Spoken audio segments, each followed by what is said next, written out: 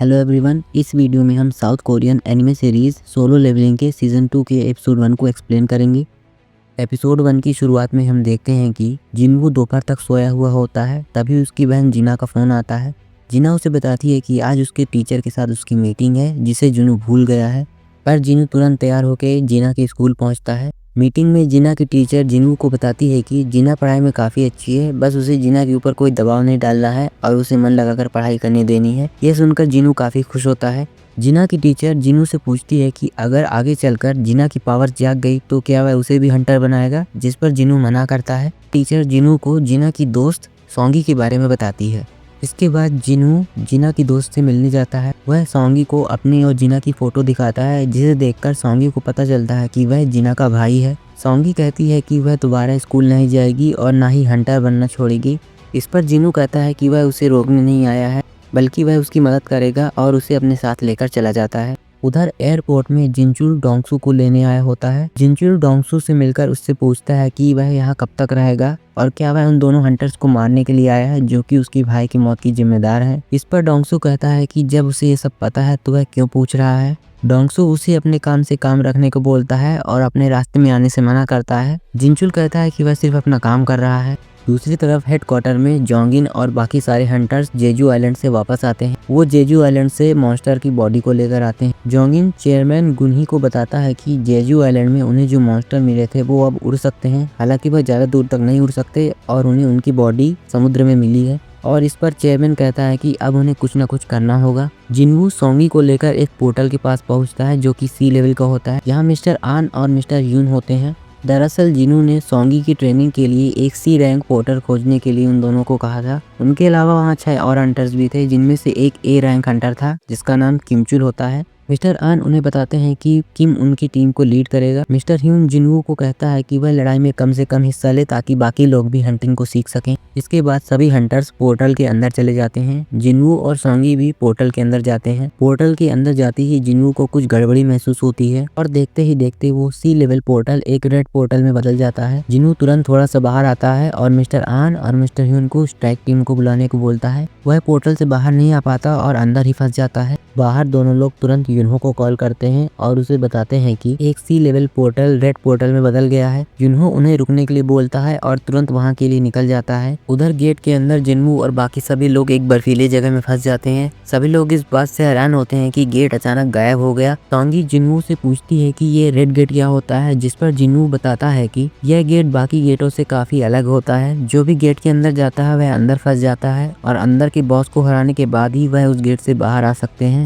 इस गेट के मॉन्स्टर भी बाकी गेट के मॉन्स्टर से काफी ज्यादा ताकतवर होते हैं। इसके साथ ही बाहर से कोई भी इस गेट के अंदर नहीं आ सकता। तभी अचानक से एक बर्फीला तीर आता है और एक आदमी की आंख पर लगता है। दूसरे तीर को जिनवू रोक लेता है। यहाँ सभी लोग देखते हैं कि पेड़ के ऊपर ऊंचाई पर काफी सारे एल्फ बैठे होते हैं जिन्होंने उन पर हमला किया होता है। सोंगी जिनवू से पूछती है कि वो लोग कौन हैं, जिस पर जिनवू बताता है कि वो आइस एल्फ्स हैं। ज्यादातर लोग उन्हें दानव या आइस स्लेयर्स कहकर बुलाते हैं। किमचुल उन्हें बताता है कि यहाँ बिताया गया एक दिन बाहर के 1 घंटे के बराबर होगा और हो सकता है उन्हें यहाँ महीनों तक रुकना पड़े। किमचुल कहता है कि वह पूरी टीम को अकेले नहीं संभाल सकता, इसलिए वह 2 टीम बनाकर अलग अलग डायरेक्शन में जाएंगे। इस तरह उनके बचने की उम्मीद ज्यादा होगी। यहाँ किमचुल ताकतवर हंटर्स को अपने साथ रख लेता है और जो लोग कमजोर होते हैं उन्हें अपनी तरफ नहीं आने देता। वहीं एक लड़की जिनवू से उसकी टीम में शामिल होने को कहती है और किमचुल उसे जाने देता है। वह लड़की जिनवू से कहती है कि किमचुल को उस हमले की भनक तक नहीं थी, लेकिन जिनवू को आसानी से हमले के बारे में पता चल गया। वह जिनवू से कहती है कि वह एक ई रैंक हंटर नहीं है, बल्कि उससे ऊपर के लेवल का कोई हंटर है। जिनवू उसकी बात का जवाब नहीं देता और वह लोग जंगल के रास्ते से जाने का तय करते हैं। इसके बाद दोनों टीम अलग अलग डायरेक्शन में चली जाती है। जब किमचुल की टीम आगे बढ़ रही होती है तभी उन्हें अचानक से बहुत सारे आइस बेयर्स मिलते हैं। किमचुल अपने शील्ड से एक आइस बेयर के 2 टुकड़े कर देता है और बाकी आइस बेयर से लड़ने लगता है। दूसरी तरफ जिनवू और उसकी टीम जंगल में आगे बढ़ रहे होते हैं। तभी वह लड़की बताती है कि पेड़ पर आइस बेयर के पंजों की निशान है और वह उन्हें वापस चलने के लिए कहती है। इस पर जिनवू कहता है कि अगर यहाँ आइस बेयर्स हैं तो कोई और मॉन्स्टर इधर नहीं आ सकता और वो लोग सेफ हैं।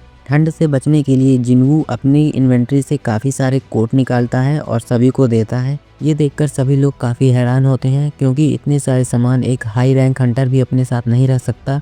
वे लोग कोट पहन लेते हैं और जिनवू से पूछते हैं कि वह कौन है। जिनवू सोंगी के सिर पर अपना हाथ रखता है और कहता है कि वे लोग उसकी वजह से वहाँ फंस गए हैं और उन्हें बचाने की जिम्मेदारी भी उसकी है। वह उन सभी को शांत रहने को बोलता है और कुछ भी सवाल पूछने से मना करता है। तभी वहाँ कई सारे आइस बेयर्स आ जाते हैं। वहीं पोर्टल के बाहर युनहो, मिस्टर हान और मिस्टर ह्यून होते हैं। युनहो उनसे कहता है कि उनके बचने के चांसेस काफ़ी ज़्यादा कम हैं। मिस्टर आन बताता है कि अंदर एक ए रैंक हंटर है और उसके साथ एक हंटर और है जिसका नाम जिनवू है। वह उन्हें बताता है कि वह ई रैंक हंटर है, लेकिन उन्हें लगता है कि उसकी शक्तियाँ फिर से जाग गई हैं और वह और ज़्यादा ताकतवर हो चुका है। तभी वहाँ डोंगसू जिनचुल के साथ आ जाता है, जिसे देखकर युनहो हैरान होता है कि वो अमेरिका से यहाँ क्या करने आया है। डोंगसू बताता है कि वह जिनहो से मिलने आया है, लेकिन अब शायद वह उससे नहीं मिल पाएगा क्योंकि जिनहो उस रेड गेट के अंदर ही मारा जाएगा। गेट के अंदर जिनहो अकेले ही सभी आइस बेयर्स को हरा देता है। इसके बाद सभी लोग आग जलाकर आइस बेयर का मीट खाते हैं, लेकिन जिनवू वहाँ नहीं होता। जिनवू उन्हें यह बताकर वहाँ से गया होता है कि वह अपने शाम की दौड़ के लिए गया है, पर दरअसल वह बाकी सारे आइस बेयर्स से लड़ने के लिए गया होता है। उधर जिनवू आइस बेयर्स की गुफा के बाहर खड़ा होता है। तभी गुफा से काफ़ी सारे आइस बेयर्स बाहर आते हैं। जिनवू अपनी शैडो आर्मी को बुलाता है और सभी को आइस बेयर्स से लड़ने के लिए भेजता है। शैडो आर्मी और आइस बेयर्स के बीच काफ़ी लड़ाई होती है और शैडो उन सभी आइस बेयर्स को मार डालते हैं। तभी गुफा के अंदर से उन आइस बेयर्स का लीडर बाहर आता है। जिनवू की शैडो आर्मी उस आइस बेयर के लीडर से लड़ती है, लेकिन अकेले ही आइस बेयर का लीडर उन्हें हरा देता है। इसके बाद जिनवू इग्रिस को लीडर से लड़ने के लिए भेजता है। इग्रिस लीडर से लड़ता है और अपनी तलवार से लीडर का सर काटकर काफ़ी आसानी से उसे हरा देता है। इसे देखकर जिनवू काफ़ी हैरान और खुश होता है। वह सोचता है कि अगर इग्रिस तलवार के साथ उससे लड़ाई लड़ता तो वह इग्रिस से हार जाता। इग्रिस जिनवू के सामने आता है और झुकता है। जिनवू उसके कंधे पर हाथ रखता है और उसे शाबाशी देता है। उधर दूसरी तरफ किमचुल की पूरी टीम को आइस एल्स मार डालते हैं। किमचुल उन्हें देखकर बहुत ज़्यादा डर जाता है और जंगल की तरफ भाग जाता है। यहीं हमें पहाड़ के ऊपर घोड़े पर बैठा एक एल्फ दिखाई देता है और ये एपिसोड यहीं एंड हो जाता है। तो गाइज ये था मेरा एक्सप्लेनेशन सोलो लेवलिंग के सीजन 2 के एपिसोड 1 का। अगर आप किसी और सीरीज या मूवी का एक्सप्लेनेशन चाहते हो तो मुझे बता सकते हो, और अगर आपको ये एक्सप्लेनेशन पसंद आता है तो